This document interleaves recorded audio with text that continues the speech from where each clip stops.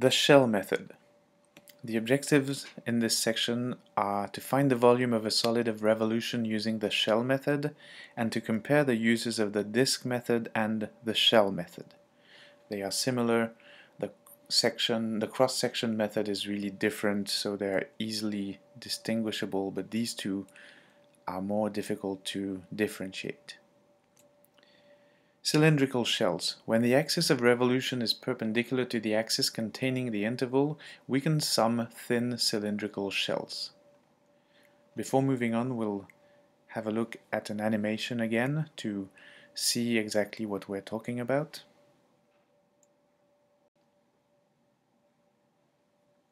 We are going to rotate this rectangle here about that axis of revolution, so the y-axis. And that's very different from what we did in the previous section, because when we had vertical rectangles, we were rotating them about the x-axis, or at least any other horizontal axis. So if we were to do that, this rectangle rotated as we did in 7.2, it would create a disk. But when we rotate this rectangle about this axis here, x equals 0, the vertical axis, the rectangle is parallel to that axis.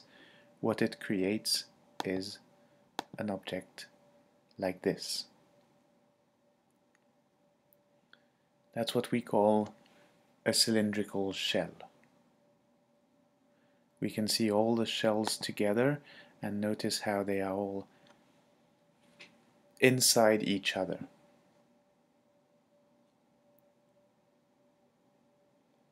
We can look at another example here.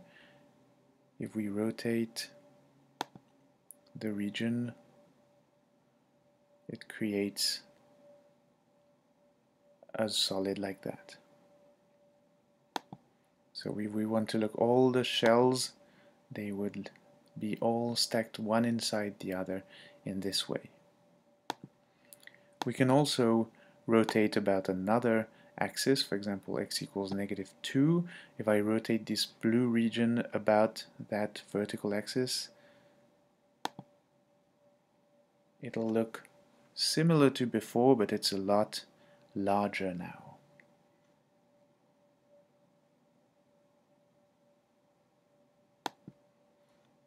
And if we study one of these cylindrical shells, the one we see here, the radius is going to be larger. To measure the radius, we're going to start from here all the way to x. So the radius will be 2 plus x. Let's go back to the notes. So we'll see now 3 examples of projects from the past that show the 3 different types of solids that we can study. The first one is the disk method. So we can see on this ant that it's been created by putting disks one next to the other, and it creates a volume. On the second example here, we have cross sections.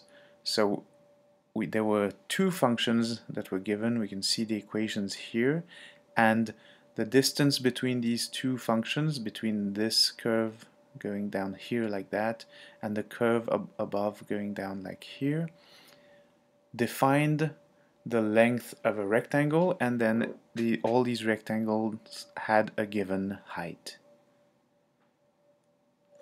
And finally, the shell method. So this is what it looks like. It's almost like layers of onions. We can see it wraps around each of the shell, wraps around the other, and it also creates a solid, and we can find the volume of that solid. So back to the note, we only study one example in this section, but it's a difficult example because it's revolved around an axis that is not the x-axis or the y-axis. Let's read. The region enclosed by the x-axis and the parabola f of x equals -x squared plus 3x is revolved about the line x equals -1 to generate a volume. Find its volume by hand. Here's the parabola. This is the region that we're going to rotate about this axis x equals -1. If you imagine this rotating about the axis, you probably notice that there's going to be a hole in the middle. This is what it's going to look like. Now we could integrate in terms of y. We could try to find horizontal rectangles and integrate with dy from y equals 0 to y equals whatever the maximum is at. But actually that's not easy at all. If you try to solve this equation for x, you'll realize very quickly that it's not convenient at all. It would be hard to integrate in terms of y, since the equation x equals in terms of y is complicated. So there's another method, which is the shells method. We use cylindrical shells. Let's see one shell here. This is what it looks like. It has a tiny width, so a tiny thickness, which will be dx, but what we're going to focus on is the area of this cylinder, so the surface area. What's the surface area of one of these shells? It's 2 pi r times h.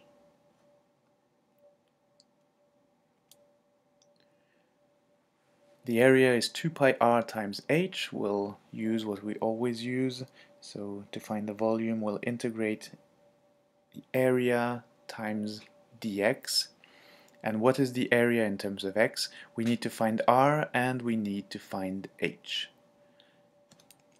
R is usually r was x, but actually if you look at the figure here, the radius of this cylinder, since our axis of revolution is at -1, is going to be 1 plus x, so x plus 1. The height of this cylinder, h, is defined by the function, it's f of x. So r is equal to x plus 1, the height is f of x. Therefore, we can say that the volume of this solid is the integral from 0 to 3 of 2 pi r f of x. 2 pi r times h. This is f of x. We distribute, we place 2 pi in front of the integral. This is a polynomial, easy to integrate. We substitute x equals 3, x equals 0, and we find 45 pi over 2.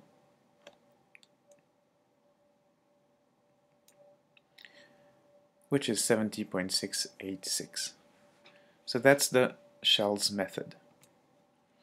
If we compare the disk and the shell methods, the disk and the shell methods can be distinguished as follows. For the disk method, the rectangles are always perpendicular to the axis of revolution. This example here is the most common of all examples we've studied. We have a function that is, the curve is here. We have vertical rectangles. We integrate in terms of x. We will integrate with dx. We will integrate from a to b, f of x dx, and we'll find the area of this rectangle, and that'll be, so that's the disk method. We also saw that we can integrate in terms of y. This time we have horizontal rectangles and they have a thickness of dy. Here they wrote delta y because it's not infinitely small, and the height of the rectangles is going to be defined here in terms of x. Note that in these two examples they've selected rectangles that are not touching the x-axis, which is why they have r squared minus r squared.